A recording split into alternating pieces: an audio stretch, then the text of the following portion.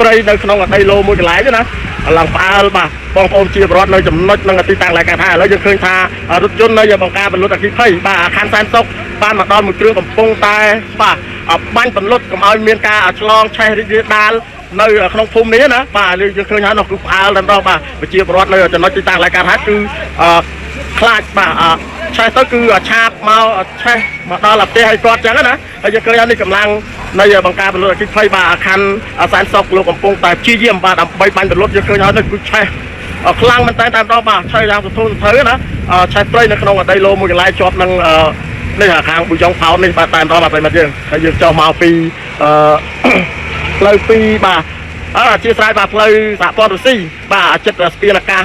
7 មករាមកគឺឃើញថានៅស្ដាំដៃតែម្ដងបាទប្រិមិត្តយកឆេះឡើងសន្ធោសន្ធៅតែម្ដងបាទប្រិមិត្តយើងហើយវេលាម៉ោងនេះតែគឺម៉ោង1:17 នាទីបាទត្រូវនៅថ្ងៃទី21បាទខែកុម្ភៈឆ្នាំ2023តែម្ដងយើងឃើញហើយទីស្ថានភាពគឺឆេះខ្លាំងមែនតើតែម្ដងបាទឥឡូវយើងឃើញថាប្រជាពលរដ្ឋនៅចំណុចទីតាំងឡើងកាត់ហេតុនេះពួកគាត់ភ័យខ្លាចណាខ្លាចឆាបឬមួយឆ្លងរីករាលដាលមកឆេះទៅលើផ្ទះគាត់ឥឡូវយើងឃើញថាកម្លាំងរាជយោបាទបន្ថែម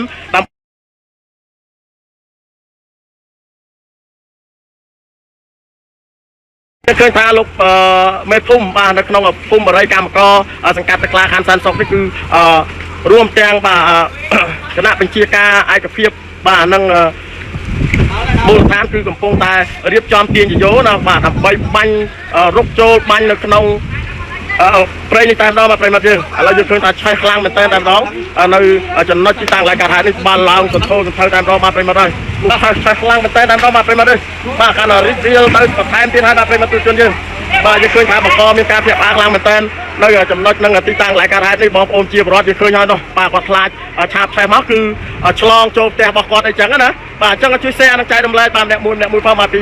ករណីបាទបង្កភ្ញាក់ផ្អើលភ្លើងឆេះព្រៃនៅក្នុងដីឡូមួយកន្លែងដែលស្ថិតនៅក្នុងភូមិបាទ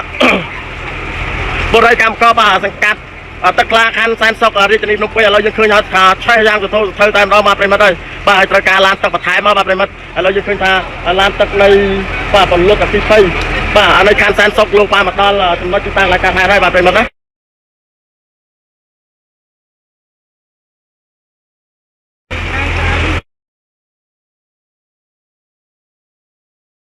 បាទយើងឃើញថាស្ថានភាពនៅខាងមុខនោះគឺកំពុងតែមានការឆាបឆេះបន្ថែមទៀតហើយបាទប្រិមិត្តយើងអញ្ចឹងជួយ share និងចែករំលែកបាទម្នាក់មួយពីករណីនេះផងបាទប្រិមិត្តហើយបាទនៅម្ដុំណាដែរបងបាទគឺនៅម្ដុំចិត្តនឹងផ្លូវសហព័ន្ធរុស្ស៊ីបាទជាប់នឹងស្ពានអាកាស7 មករាខណ្ឌបាទសែនសុខរាជធានីភ្នំពេញតែម្ដងបាទប្រិមិត្តយើងឥឡូវយើងឃើញថានោះស្ថានភាពគឺឆេះយ៉ាងសន្ធោសន្ធៅតែម្ដងចាំមើលខ្ញុំឡើងទៅខាងលើបានឃើញទស្សនវិជ្ជា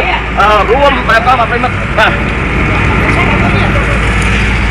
បាទយើងឃើញហើយស្ថានភាពភ្លើងគឺឆេះខ្លាំងមែនតើបាទមកគៀកនឹងផ្ទះបងប្អូនប្រជាពលរដ្ឋហើយបាទប្រិមិត្តយើងនេះបាទឆេះព្រៃខ្លាំងមែនតើតែម្ដងបាទអូយប្រិមិត្តហើយបាទឥឡូវយើងឃើញថាបងប្អូនប្រជាពលរដ្ឋនៅទីតាំងដែលផ្ទះរបស់គាត់ណាកំពុងតែមានការផិតភ័យខ្លាំងមែនតើតែម្ដងបាទប្រិមិត្តបាទកំពុងតែផិតភ័យខ្លាំងមែនតើបាទដោយសារភ្លើងឆេះនេះមិនធម្មតាទេបាទកំពុងរីករាលទៅតែម្ដងបាទមិនដឹងថាឆេះពីមូលហេតុអ្វីទេបាទប្រិមិត្តយើងអីចាបាទនេះអូយប្រិមិត្តហើយបាទឆេះខ្លាំងមែនតើឥឡូវយើងឃើញថាខ្ញុំនៅលើរថយន្តពលរដ្ឋអគ្គិភ័យណាកំពុងតែរោចូលខាងអគ្គិហើយបាទប្រិមិត្តបាទឥឡូវយើងឃើញនេះគឺ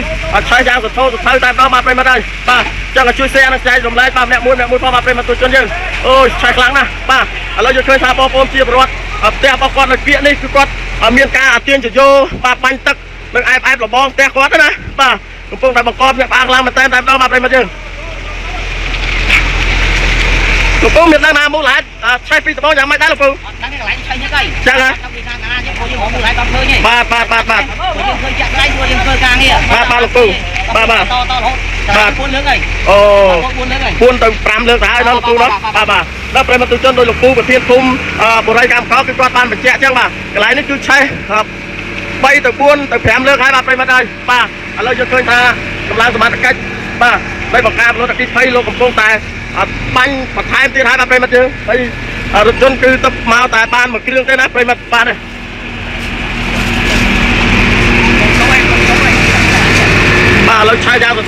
ខ្លាំងមែនតើដល់ដល់មកប្រិមត្តទូជនយើងគឺនៅស្ថិតនៅក្នុងកំពុំបរិយកម្មកបាទសង្កាត់ទឹកក្លាបាទខណ្ឌសែនសុខរាជធានីភ្នំពេញតែឥឡូវយើងឃើញថាឆៃអែបលបងនឹងជាប់នឹងផ្លូវបាទលំមួយកន្លែងជាប់នឹងផ្ទះជាបរដ្ឋណាគាត់កំពុងតែមានការផិតភ័យបាទខ្លាចឆ្លងឆេះទីទៀតដាល់ឆ្លងមកផ្ទះរបស់គាត់ណាកំពុងតែជះទឹកបាទដើម្បីឲ្យសើមឲ្យនឹងទាញទៅយកទឹកចេញពីក្នុងផ្ទះគាត់ដើម្បីបាញ់រលត់តើអើយប្រិមិត្តនេះយើងឃើញថារត់ភ័យស្លន់ស្លោមកខ្លាំងមែនតើបាទប្រិមិត្តយើងបាទឥឡូវយើងឃើញថាឆេះយ៉ាងសន្ទុះទៅហើយបាទប្រិមិត្តឥឡូវកម្លាំងបាទនៃបង្ការពលរដ្ឋអគ្គិភ័យខណ្ឌសែនសុខលោកកំពុងតែបាញ់បាទពលរដ្ឋបន្ថែមណាបាទឥឡូវខ្ញុំនៅលើរថយន្តឡើយទេបាទប្រិមិត្តយើងបាទចង់ជួយ share នឹងចែករំលែកបាទម្នាក់មួយផងបាទពុកម៉ែបងប្អូនយើងបាទឥឡូវយើងឃើញថាផ្សែងហើយអណ្ដាតភ្លើងកំពុងតែរីករាលដាលដោយសារខ្យល់បាទខ្យល់ណាបាទខ្យល់វាចេះតែជះទៅមុខឥឡូវយើងឃើញហើយនេះបាទស្ថានភាពរួមនៅទីតាំងកន្លែងកើតហេតុទីតែម្ដងបាទប្រិមិត្តបាទហើយយើងឃើញថាបងប្អូនជាប្រកំពុងតែភ័យស្លន់ស្លោហើយបាទគាត់ខ្លាចមានការឆ្លងរីករាលដាលមកដល់ផ្ទះគាត់ហើយបងប្រុសម្នាក់នេះគឺគាត់កាន់កំពុងបលុតអគ្គិភ័យត្រៀមបាទគីឡូឆ្លងមកឆេះណាបាទយើងឃើញហើយនេះអូយប្រិមិត្តម៉ៅមូខ្មាញ់មកផ្សែងតែប្រិមិត្តទូជនហើយបាទផ្អើលអស់ហើយបង្កមានការភ្ញាក់ផ្អើលខ្លាំងមែនតើបងប្អូនជាប្រវត្តិបាទនៅចំណុចទីតាំងកន្លែងកើតហេតុនេះនៅក្នុងកំភុំបាទបរិយកម្មកសង្កាត់ទឹកក្លាបាទខណ្ឌសែនសុខរាជធានីភ្នំពេញ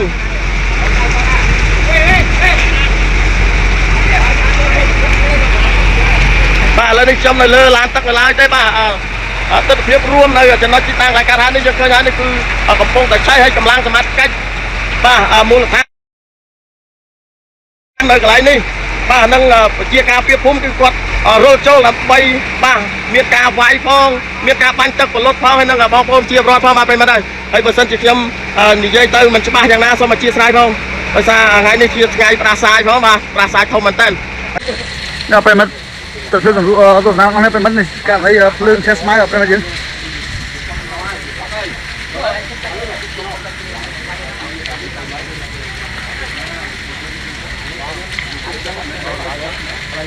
បាទប្រិមត្តយើងទៅទៀតរួមប្រិមត្តយើងបាទកំពុងchơiតាខ្លាំងតែប្រិមត្តយើងណាប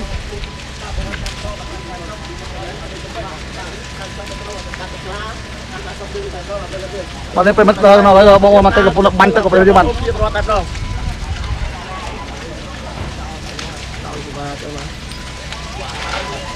ប្រិមត្តយើងchơiតាខ្លាំងតែប្រិមត្តយើងពលនេះដែរប្រិមត្តយើង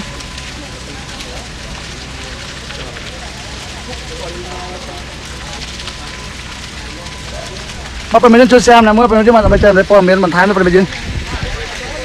គឺនៅក្នុងសង្កាត់ទឹកក្លាខណ្ឌសែនសុខរាជធានីភ្នំពេញតើមកប្រិមត្តយើងមកដល់នឹងការរាលដាលខ្លាំងមែនទែនប្រិមត្តយើងបណ្ដាលឲ្យឆេះស្មៅបាទឆេះរាលដាលខ្លាំងមែនទែនប្រិមត្តយើងបាទ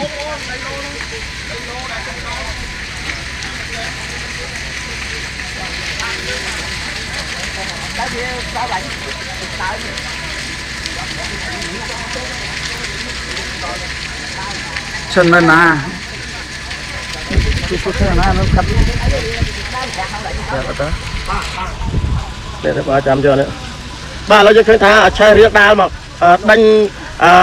ta mặc cho hai ba phải mặt tôi chân đó ba cho khơi hai nàyคือmiền ca chơi nó dừng màu rốt rốt đó là hàng con đi tìm đó nó cho khơi tha sầm lên và rút chân này bằng ca và rút cái thấy mà thay một cái thiên thái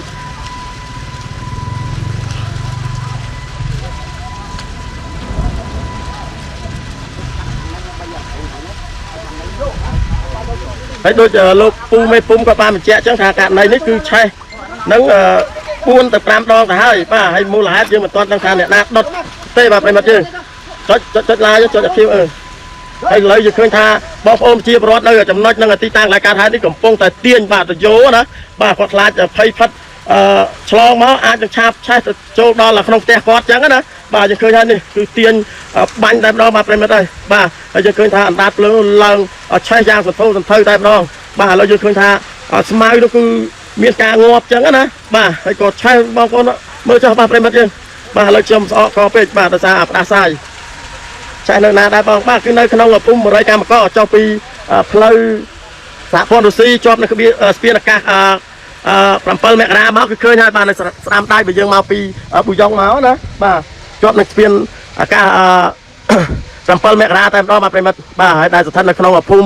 บริการมันก็บ่าสังกัดตะคลาคันแซนซอกอริจินีนมปิงบ่าโอ้ออกคอนะบ่าเป็นมาเลยภาษาภาษาท่องไงนี่บ่า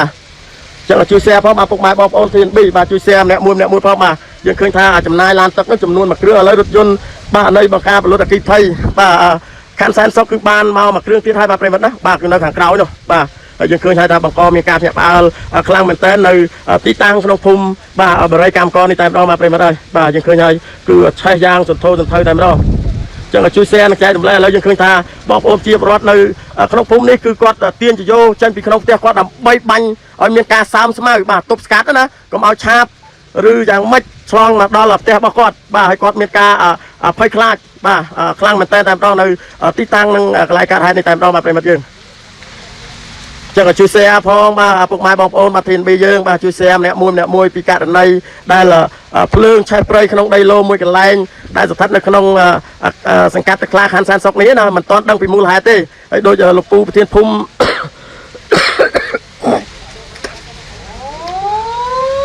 ឆាប់ឆេះព្រៃនេះបាទប្រិមត្តហើយជួយ share ផងបាទប្រិមត្តជនយើងជួយ share ម្នាក់មួយឥឡូវឆេះខ្លាំងទៅហើយបាទប្រិមត្តយើងបាទជួយមានការអន្តរាគមន៍ពីបាទបងនៅកម្លាំងបាទបង្ការពលរដ្ឋអគ្គិភ័យកំពុងតែដុតដៃដុតជើងខ្លាំងមែនតើតែម្ដងហើយតបងតទៅក្នុងបានស្រួលបាទឥឡូវថាបងប្អូនជាពលរដ្ឋនៅចំណុចនេះគឺគាត់មានការអាផិតភ័យខ្លាំងមែនតើបាទយើងឃើញហើយឆេះយ៉ាងសន្ធោសន្ធៅតែម្ដងរៀលដាល់ច្រើនម៉ែត្រមែនតើបាទរាប់រយម៉ែត្រណាឥឡូវជួយ share បាទម្នាក់មួយផងមកពុកម៉ែបងប្អូនហើយបាទឥឡូវយើងឃើញថាផ្ទះនៅចុងខាងនោះគាត់កំពុងតែមានការភ័យខ្លាចបាទខ្លាចឆ្លងឆាបទៅលើផ្ទះរបស់គាត់នោះផ្ទះខាងនោះដែលក្រុមការងារយើងកំពុងតែប្រចាំងបាទអណ្ដាតភ្លើងឡើងកម្ពស់មេឃកម្ពស់ដីតែម្ដងបាទប្រិមត្តហើយបាទអូយបាទជួយ share ឥឡូវយើងឃើញថាកម្លាំងនៃបង្ការពលរដ្ឋអគ្គិភ័យរបស់យើងលោកកំពុងតែរាជយោបន្ថែមបាទដើម្បីតឲ្យវែងណាបាទហើយនឹងបងប្អូនជាអ្នកស្រុកអ្នកភូមិនៅចំណុចទីតាំងរายការហេតុនេះគឺគាត់ជួយទាញបាទយោជាមួយបងនៃកម្លាំងបាទបង្ការពលរដ្ឋអគ្គិភ័យបាទដោយសារមានការសហការគ្នាបាទជាមួយនឹងអូនជាពលរដ្ឋនៅទីតាំងរายការហេតុនេះបាទអើយប្រិមត្តអើយបាទឥឡូវគាត់កំពុងតែទាញយោបាទបន្ថែមរាជយោឲ្យវែងបាទដើម្បីងាយស្រួលនឹងបន្លត់បាទឥឡូវគាត់រុកចូលទៅដល់ក្នុងហើយបាទប្រិមត្តយើងរុកទៅដល់ក្នុងហើយបាទប្រិមត្តបាទមកទៀតណាគេទេមកឲ្យទេប្រាប់ឲ្យចុចអាក្រហមមកគាត់ឃើញទេលឹកជើងដល់បាត់ពីតបាន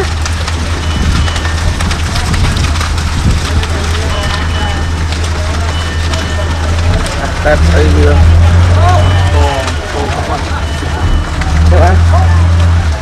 បាទឥឡូវយើងឃើញថាបងនៃបង្ការពលរដ្ឋអគ្គិភ័យបាទកំពុងតែបាញ់ពលរដ្ឋនៅចំណុចនៅទីតាំងរายការហេតុនេះតែម្ដងបាទប្រិមត្តហើយបាទដោយសារផ្លូវនេះជាផ្លូវតូចទៀតពិបាកនឹងរថយន្តនៃបង្ការពលរដ្ឋអគ្គិភ័យចូលមែនតើបាទឥឡូវយើងឃើញថាកំពុងតែបាញ់ហើយបាទឆាបឆេះនេះមិនមែនជាទ្រង់ទ្រាយតូចទេបាទឆេះព្រៃនេះជាទ្រង់ទ្រាយធំតែម្ដងបាទប្រិមត្តយើងហើយយើងឃើញថាបងនៃបង្ការពលរដ្ឋអគ្គិភ័យ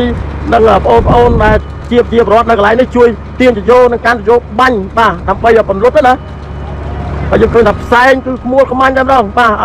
ហើយពេញមេឃពេញដីតែម្ដងបាទប្រិមត្តហើយបាទ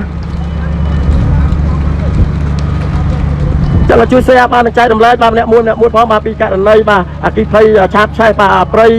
នៅក្នុងដីឡូមួយកន្លែងដែលស្ថិតនៅក្នុងសង្កាត់ទឹកខ្លាបាទខណ្ឌសែនសុខរាជធានីភ្នំពេញបាទប្រិមត្តហើយឥឡូវយើងឃើញថាចំណុចនៅខាងមុខនោះគឺអន់ថយបាទបាន70-80% ហើយបាទចំណែកឯនៅខាងចុងបន្ទុយនេះគឺនៅមានការឆេះហើយចំណែកឯបងប្អូនជាពលរដ្ឋនៅខាងនោះមិនដឹងថាគាត់យ៉ាងម៉េចយ៉ាងណាទេបាទប្រិមត្តហើយបាទដោយសារក្នុងដីឡូនេះគឺព្រៃខ្ពស់មែនតើអូយហុច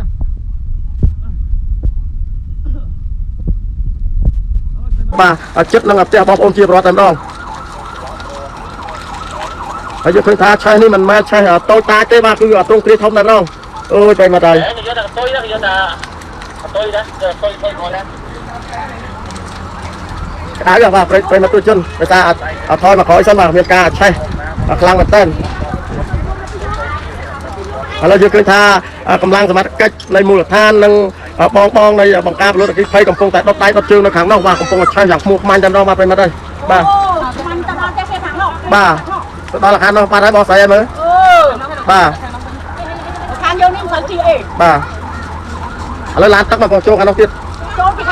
បាទចូលពីពីអឺ2002អាផ្លូវត្រង់បាទបាទឥឡូវយើងឃើញថាបងនៅកម្លាំងបង្កើតរថ20គឺចុះពីច្រក2002មកណានោះគាត់កំពុងតែបាញ់ហើយបាទសូមសរសើរទៅដល់បងនៃកងកម្លាំងបាទនៃបង្កើតរថ20រាជធានីភ្នំពេញ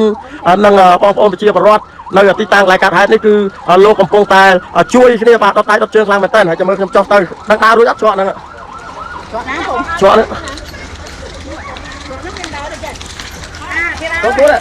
ូលមើលតោះហ្នឹងបាទឥឡូវខ្ញុំដើរទៅកាន់អគារហើយបាទប្រិមត្តទូជនយើងបាទយើងឃើញហើយនេះគឺឆេះបាទខ្លាំងមែនទែនបាទឥឡូវបងប្រុសនេះគាត់ជាម្ចាស់ផ្ទះគាត់ត្រូវការទឹកបាទ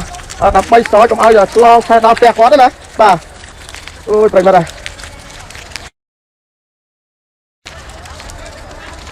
បាទឥឡូវយើងឃើញថាចុងអានោះគឺផ្អើលអស់ហើយបាទទៅដល់បងប្អូនជាពលរដ្ឋនៅទីតាំងកន្លែងកាត់ហេតុប៉ុន្តែបងនៃកម្លាំងបង្ការពលរដ្ឋអគ្គិភ័យបាទគឺគាត់ចូលច្រកផ្លូវ2002នេះគឺជួយទប់ស្កាត់បាទនៃការពារទៅដល់បងប្អូនជាពលរដ្ឋបាទដែលស្ថិតនៅក្នុងភូមិបូរីកម្មករបាទសង្កាត់ទឹកថ្លាខណ្ឌសែនសុខរាជធានីភ្នំពេញបាទឥឡូវបងប្អូនជាពលរដ្ឋនៅកន្លែងនេះគឺភ្ញាក់ផ្អើលខ្លាំងមែនទែនបាទពីបញ្ហាខ្លាចឆ្លងរីករាលដាលទៅដល់ចែករំលែកដល់អ្នកមួយផងបើយើងឃើញបាទផ្ទះបងប្អូនជាពលរដ្ឋឡើយនេះផ្ទះខ្លះធ្វើអំពីឈើប្រក់ស័ង្កសីនៅថ្មក្រមខ្លះគឺឈើសុទ្ធតែម្ដងបាទប្រិមត្តណាខ្ញុំ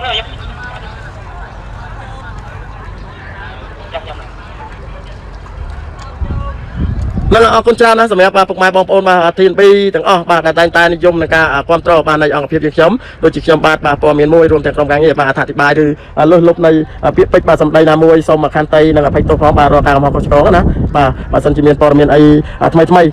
យើងខ្ញុំនឹងអាប់ដេតបាទបន្ថែមក្នុងគេហទំព័របាទ TNB ដើម្បីចែកជូនបាទពុកម៉ែបងប្អូនទស្សនាបាទនៅពេលក្រោយទៀតបាទប្រិមត្តយើងហើយជូនពរបាទសុខភាពល្អសម្រាប់បាទពុកម៉ែបងប្អូន TNB ដែលពេញនិយមនឹងការគ្រប់គ្រងបាទនៃអង្គភាពយើងខ្ញុំបាទចឹងខ្ញុំបាទព័ត៌មានមួយសូមអលំអរកាយនិងគោរពលា